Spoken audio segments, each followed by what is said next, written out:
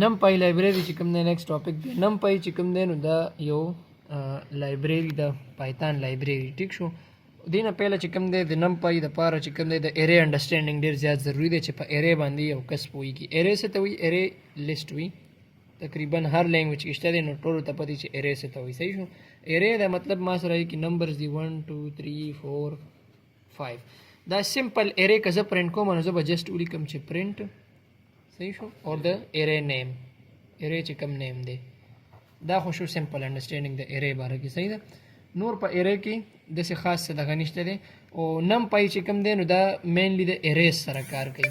مطلب numpy چې څومره library ده د دې ټول کار د array سره وي. صحیح ده. په array کې چې کوم operations کېږي یا په array باندې چې څومره کار کېږي هغه ټول په numpy کې راځي. نو اوس موږ سره یو array ده په هغه کې 1 نه والا 5 پورې elements دي. دا زه چې print کوم نو زه به just ولیکم چې print array. simple دا مې array جوړه کړه بس print array. ختمه خبره.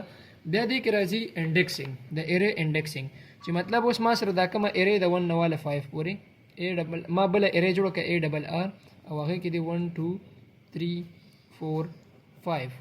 صحیح شو. نو دا خو درته پته چې د array خپل index نمبر وي د 0 1 2 3 and 4. صحیح شو.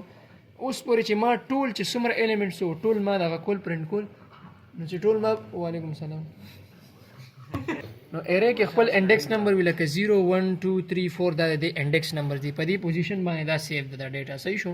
اوس که ما دې نه پهله چې ما ټوله array print کړو نو ما ولیکل print او د array name مې ولیکلو. ټیک شو. که زه په دې کې صرف یو element print کوم ټوله array نه print کوم صرف یو element print کوم نو زه به لیکم چې print لکه مطلب زه پکې 3 print کوم که نه نو زه به د array نوم لیکم ARR. array نوم دی ARR. صحیح شو. او array سره چې زه کوم یو element دغه کوم د هغې کوم element زه output کوم د هغې به index نمبر ولیکم لکه 3. ټیک شو. نو دوی به ماله output سره کوي 4. ټیک شو. دا شوه simple array indexing یا accessing. ټیک شو. اوس که زه په دې array کې د یو نه زیات لکه دغه print کوم که نه مطلب زه وایم چې د 2 نه واله 4 پورې element ما سره print که څنګه چې while loop کې ما خبره وکړه که نه. اوس ګوره یا خو پوره array چې دغه کې output راوباسي نو هغه دا شو. پوره array output راوباسي نو هغه خو مونږ ډایرکټ نوم ورکو چې یو element ترې نه اخلي نو د هغې صرف یو index ولیکو. خو که زه وایم چې د 2 نه واله 4 پورې 2 3 4 مطلب 3 elements چې کوم دی print کړه نو بیا به څه کې بیا به ته same to same همدغه array راواخلې لکه چې کومه array ده او به لیکې print او array name او ته به دې له یو رینج ورکړي چې د 2 نه واله 4 پورې زه print کوم نو مطلب د 1 نه واله 3 پورې د مونږ خو په index نمبر باندې کار کوو که نو 1 نه واله 3 پورې نو 1 او colon 3 چې مطلب 1 نه واله 3 پورې کوم elements دي هغه ماته print کا. بس simple دا په array کې اوسه پورې دا دومره operations وو.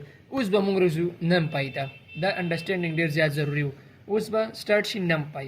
numpy چې کوم دی دا یو library دا array سره ورک کوي. ټیک شو. دې چې کله ته پروګرام لیکي د دې د پروګرام اولنۍ لاین وي import numpy as np.